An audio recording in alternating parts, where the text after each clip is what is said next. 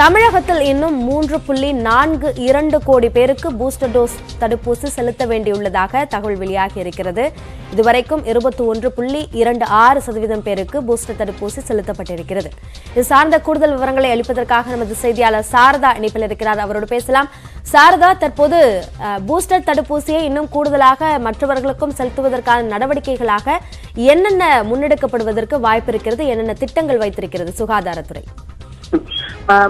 Booster டோஸை பொறுத்த வரைக்கும் இந்தியா முழுவதும் செப்டம்பர் 30 முடிய கடந்த 75 நாட்களுக்கு அனைவருக்கும் இலவசமாக வழங்கப்பட்டு வந்தது. 18 முதல் 59 வயது பிரிவினருக்கும் கூட இலவசமாக வழங்கப்பட்டு வந்தது. அதற்கு முன்பு வரை 60 வயதுக்கு மேற்பட்டவர்களுக்கு மட்டுமே இலவசமாக பூஸ்டர் டோஸ் வழங்கப்பட்டு வந்தது. எனவே இந்த இலவச பூஸ்டர் டோஸ் தடுப்பூசி செலுத்துவதற்கான அவகாசம் செப்டம்பர் 30 முடிவடைந்திருக்கக்கூடிய நிலையில் பூஸ்டர் செலுத்தியவர்களுடைய எண்ணிக்கை தமிழகத்தில் பார்த்தோமானால் தற்பொழுது 21% மேற்பட்டவர்கள் மட்டுமே பூஸ்டர் தடுப்பூசியை செலுத்தி கொண்டிருக்கிறார்கள். தமிழகத்தை பொறுத்த வரைக்கும் 2 டோஸ் தடுப்பூசி செலுத்தி முடித்து 6 மாத காலமாகி பூஸ்டர் டோஸ் செலுத்திக் கொள்வதற்கு தகுதியானவர்கள் இன்றைய தேதி வரை 4.34 கோடி பேர் தகுதியானவர்கள் இருக்கிறார்கள். இந்த 4 கோடி நபர்களில் தற்பொழுது வரை 92.4 லட்சம் பேருக்கு பூஸ்டர் டோஸ் செலுத்தப்பட்டுள்ளது. இன்றைய தேதியில் 3.42 கோடி பேருக்கு பூஸ்டர் டோஸ் இன்னும் செலுத்த வேண்டியுள்ளது.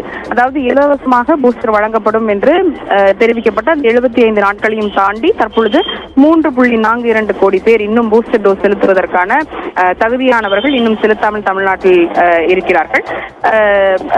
மத்திய அரசிடமிருந்து இந்த இலவச பூஸ்டர் டோஸுக்கான அவகாசம் முடிந்திருந்தாலும் கூட கையிருப்பு தடுப்பூசிகள் இருந்தால் தொடர்ந்து இலவசமாக அதனை செலுத்தலாம் என்று அறிவுறுத்தல்கள் வழங்கப்பட்டிருப்பதாலும் அந்த இணையதளத்தில் இன்னமும் 18 முதல் 59 வயது பிரிவினருக்கான தடுப்பூசி செலுத்த அனுமதி வழங்கப்பட்டு வருவதாலும் தமிழகத்தில் ஒவ்வொரு புதன்கிழமையும் இந்த பூஸ்டர் தடுப்பூசியானது இலவசமாக வழங்கப்படும் என்று தெரிவிக்கப்பட்டிருக்கிறது.